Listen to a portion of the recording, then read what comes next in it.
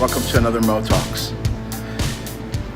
A few days ago, my wife and I were talking about some pretty important things. We were talking about some of the things that go on in some of our own family, things that are going on with some of the most precious people in our lives, and it kind of struck us very, very strongly what the Lord was wanting us to begin to communicate very clearly.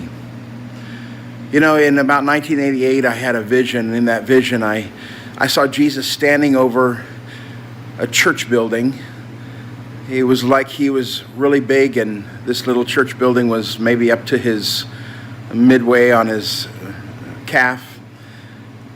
And he was in outer space. It was not like on the earth. And I watched as he had a sword in his hand, and he picked it up, and he, matter-of-factly, no smile, no frown, no anger, no hostility. He just pushed that sword right down through the middle of that church. And I remember as I'm watching this vision, I see things and people who are being literally cut in two. I'm seeing, it was pretty horrific. I was like, Lord, what's going on? And I watched as this entire building shifted. It was like an old church building, and half of it just kind of went off into oblivion and just became nothing and dissipated, and half of it I could see rising up, and it was becoming a part of the bride of Christ. And I said, Lord, what is this? And he said, Danny, over half of the people who are now involved in church don't even know me. And it was a shock to my system. And I was like, what does that mean? And through the years, he's communicated many things. He said, listen, saying a prayer doesn't save you. You have to have an encounter with me. It's only when you have that encounter that everything changes. You know, Jesus on the cross, it was the final statement he would make on the earth, but it really should be the first statement we make in our lives. And he said, Father, into your hands I commit or commend my spirit. In other words, I'm releasing my spirit to you. I'm releasing myself to you for the care. Jesus would say many things. He said, cast your cares on me because I care for you. There's something about faith and trust that have to be one. And when you're afraid of things, when you walk in fear, when you walk without trust, it's one of the most hideous things in your life, because you're constantly looking to other arenas for help. You're looking first to politics, and first to medicine, and first to the aid of others, and first to everything else. And what happens is you develop this culture inside of you where you feel like you need from everybody, and you become a taker, and you don't understand that God has taken care of all of your needs. Paul says God will take care of you. He says according to his riches and glory. But if you don't have a relationship with God, let me put it this way. Faith is the only thing you can be saved by. For we're saved by grace, God's blessing on our lives through faith. And that's not of yourself, it's a gift of God. And that there's something that has to do with this relationship with God that has to happen, that actually you have to have an encounter with God before you will experience salvation with God. Salvation is not a matter of doing good and following the right way. That's not salvation, that's works. That's following a way. That is a religious activity. And that doesn't produce this incredible thing called trust. Trust is where you can fall back and trust that God will get you. And trusting not knowing that you hope he will, but trusting knowing that he will. It's one of those powerful things in your life that you have to have. You know, in my own life, some of you know my story, and you know that there have been some some really difficult things that have happened, even in regards to my own children. Very difficult, very painful, on a very human level. There were times that I wondered, would I ever see my children again? And I had to wrestle with that fact. Lord, am I going to see these kids again, or am I not? And he said, can you trust me with them? Can you commit them to me? Can you trust that I know exactly what's happening with them? Will you trust me? Will you trust me to bring them to the place that they need to be with me? And there's something about life that you have to get to this place of trust. Trust will impact and affect every single thing you do. It will impact how you will work at work. Because if you don't trust God with where he's placed you, you'll become frustrated and aggravated and believe that everybody's wrong. When maybe it's God that has placed you between two Praetorian guards who you're supposed to lead to Jesus. And maybe they're really mean. But when you begin trusting, you begin walking through difficulty. If you look through history at the believers who walked through difficult things, you know, they didn't expect any different. When they were baptized, there was something very profound that occurred in their life. They began following Jesus. Something that might cost them their family, might cost them relationships, might cost them their job, might cost them persecution.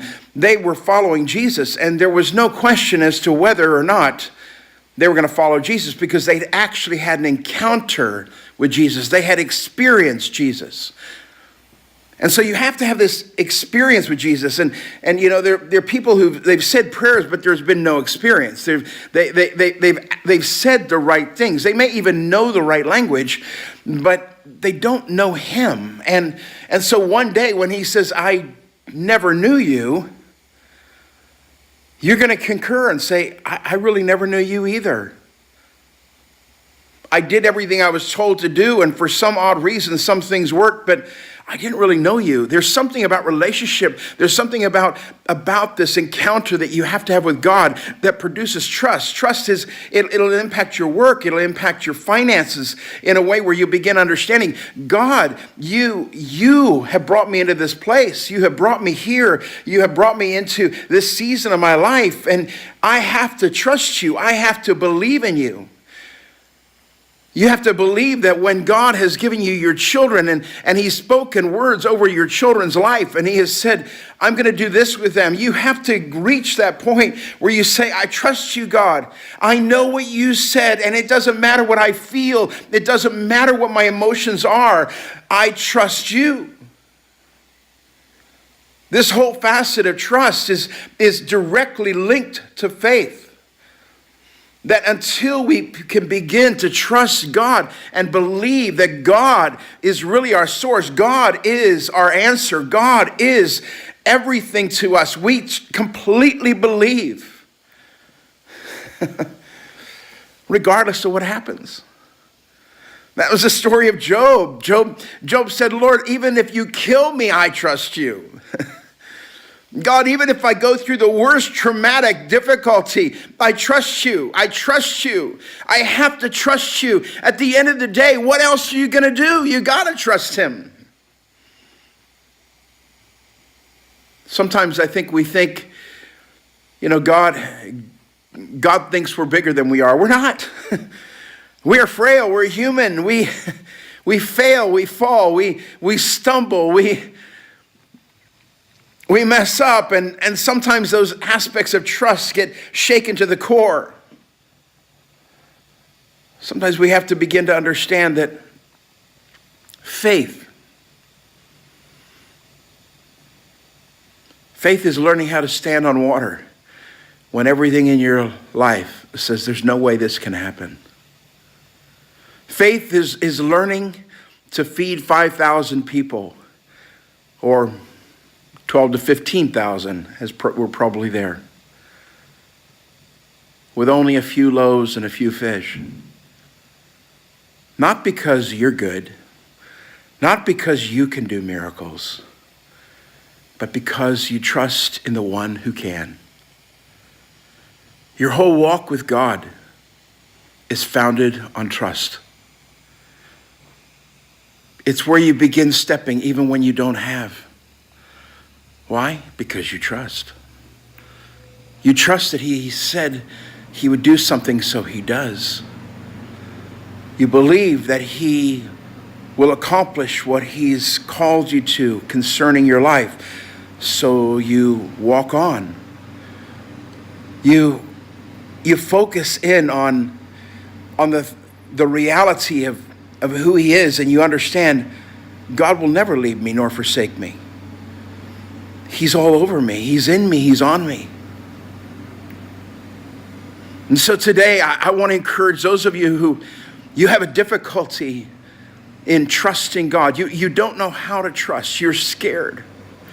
You're scared of tomorrow. Some of you are scared of the next hour. Some of you are afraid of what's coming down the pike. And you're looking and you're walking in fear because you don't know that God is your God. He is the God who will see to it. He's the God who will take care of you. He's the God who has promised. And as he's promised, he's able. He's the God who will absolutely do everything he has said he would do. He will do the things with your children that he said he would do. He will do the things in your own life that he said he would do. He will do the things in your own marriage that he said he would do. That there are things that you have to begin trusting. Some of you are messing things up simply because you don't trust. So you're trying to fix everything and you don't understand. It is not human fixability that will result in God's intervention. It's only God. And you got to trust him. You got to leave your kids at the altar. You got to say, Jesus, I trust you with them. I believe what you said. I believe what you said, and I trust you. You have to leave your health issues at the altar. You got to say, Jesus, I trust you. I'm not afraid because I trust you. See, those who trust have no reason to fear because they understand the one in whom they're trusting, and that he has deposited himself, his Holy Spirit in us. If you don't have that today, if you don't have that sense that God is absolutely for you and he's not against you, if you don't believe, and by believe, I mean you feel it on the inside, you know that God is with you right now, you can absolutely say, God, I want an encounter with you. I want to know you. Come, invade my space and show me who you really are. I need you. I need you. I don't need to say a prayer. I need you. I need an encounter with God Almighty. Come into my life. Come and reign all over me. Come and redeem me. Come restore my heart to trust. I want to trust you, God. I want to trust you. You have an awesome day. He is trustworthy. My prayer is that today he will prove himself to you and that many of you will encounter him today. Whether you're at home, in a car, traveling somewhere, whether you're with your friends, you'll encounter God. Let him come all over you. He wants that relationship with you.